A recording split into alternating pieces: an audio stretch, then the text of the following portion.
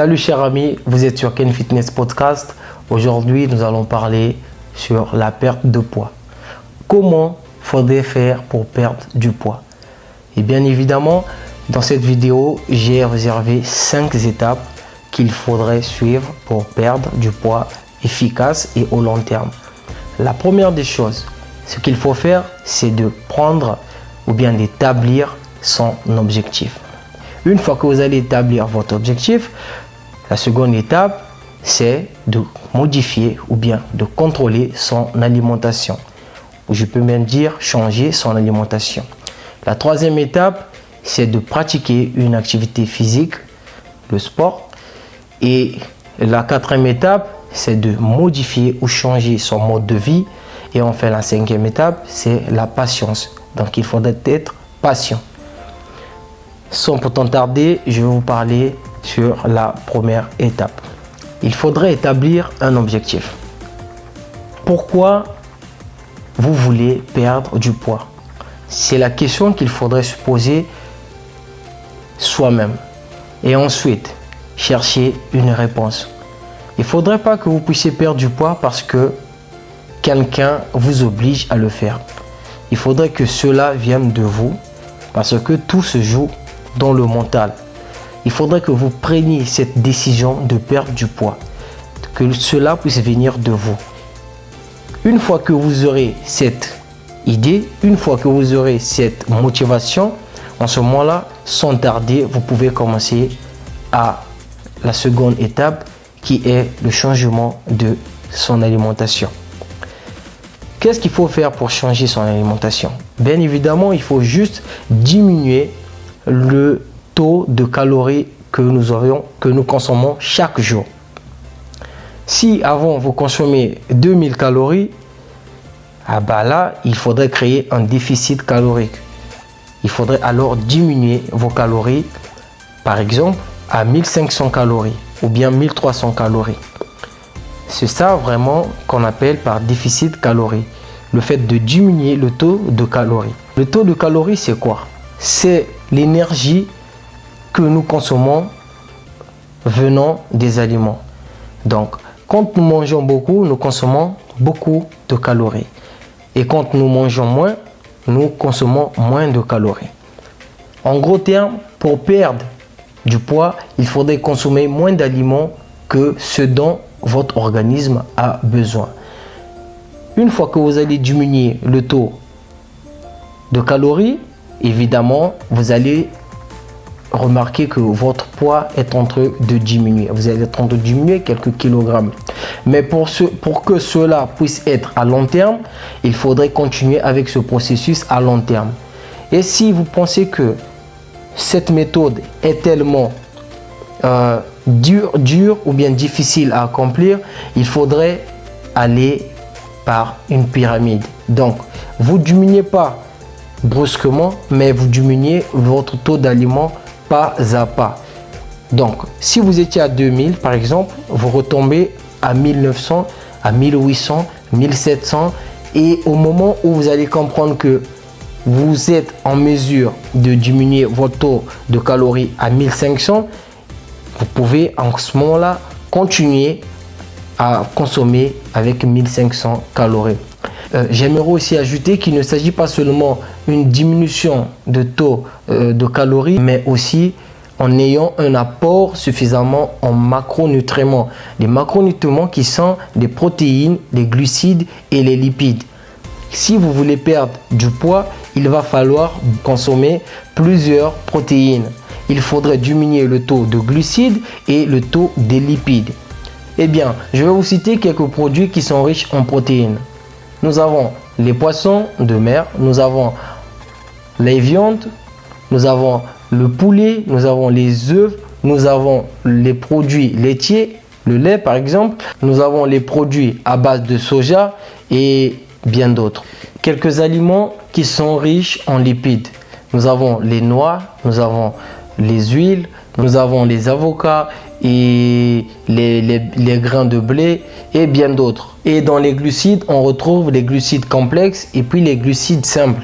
Dans les glucides complexes, nous avons du riz, nous avons du blé, des fruits, des légumineuses, nous avons des céréales, nous avons des patates douces et bien d'autres.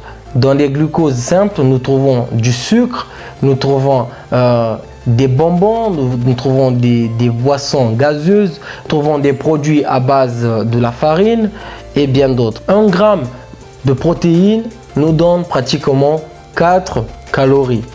Si nous prenons 1 gramme de glucides, nous donne aussi 4 calories. Si nous prenons 1 gramme de lipides, nous avons 9 calories. Donc, les lipides sont plus caloriques que les glucides. Il faudrait aussi donc retenir que les lipides et les glucides sont 2 macronutriments qui nous produisent de l'énergie. Sans glucides, sans lipides, nous serons tout le temps fatigués parce que il va nous manquer un apport du sucre et des graisses dans l'organisme, ce qui est très dangereux pour le bon fonctionnement de notre organisme. Moi, je vous conseillerais alors de ne pas enlever totalement vos glucides et vos lipides, mais plutôt juste diminuer le taux de glucides et des lipides et garder le taux de protéines un peu élevé. Pourquoi garder un peu élevé? Parce que les protéines sont des ensembles, des acides aminés qui vont vous permettre, qui vont jouer le rôle essentiel pour la construction de nos muscles. Sans protéines, il n'y aura jamais accroissement musculaire. Voilà pourquoi il va donc falloir élever votre taux de protéines, diminuer votre taux de glucides. Donc, je veux dire tout simplement diminuer un taux de sucre, diminuer les lipides et je pense que vous allez perdre du poids très facilement. Donc, nous allons aussi passer au 3e point qui est l'activité physique.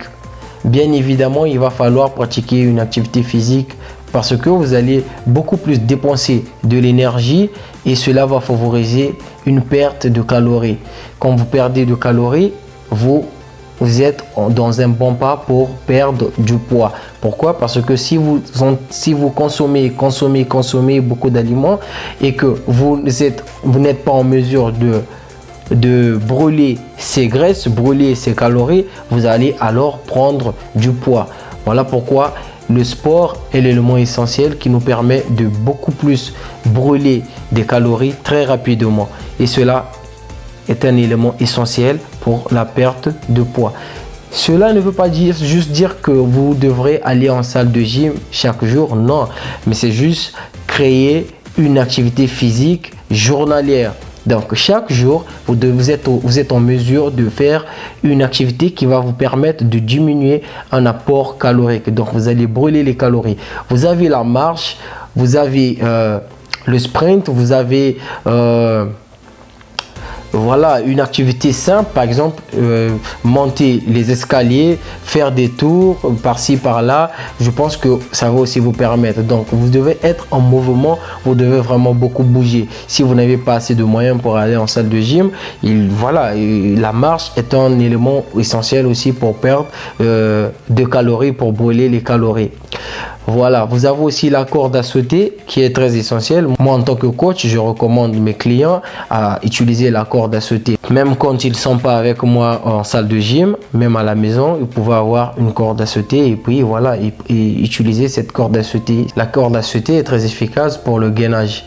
Quand vous allez en salle de gym, vous n'avez pas besoin de courir à fond. C'est vraiment une perte de temps. Cherchez votre rythme cardiaque, allez pas à pas. Vous n'êtes pas obligé de courir vite pour brûler beaucoup plus de calories, c'est faux. Vous êtes juste obligé de courir avec un temps normal ou soit marcher avec un temps normal. J'aimerais aussi ajouter dans le cas de la musculation ou soit le cardio. Beaucoup de personnes croient qu'en faisant beaucoup plus de cardio, nous allons beaucoup plus perdre de calories. Justement, vous allez perdre de calories au moment où vous êtes en train de faire votre séance de cardio. Par contre, quand vous faites la musculation, vous brûlez quelques calories au moment où vous faites la musculation et aussi à la maison. Pourquoi? Parce que vous avez déchiré les muscles, les tissus musculaires. Et quand vous serez à la maison, il y a la phase de régénération. Donc les muscles vont commencer à se reconstruire. Et c'est cette période que vous, anciennement, vous n'allez jamais comprendre, mais plutôt votre organisme continuera à travailler. Voilà pourquoi vous allez aussi perdre des calories, même au repos.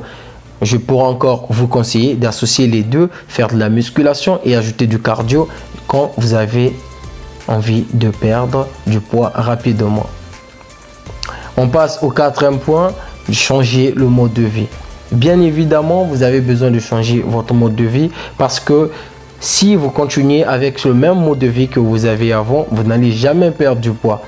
Il faudrait alors gérer votre alimentation, éviter d'aller dans les fêtes, dans les soirées, dans des bars, parce que vous serez obligé de consommer des boissons gazeuses, des aliments que vous ne serez pas à mesure de lâcher, parce que voilà, il y aura des bons plats et vous serez vraiment attiré à déguster.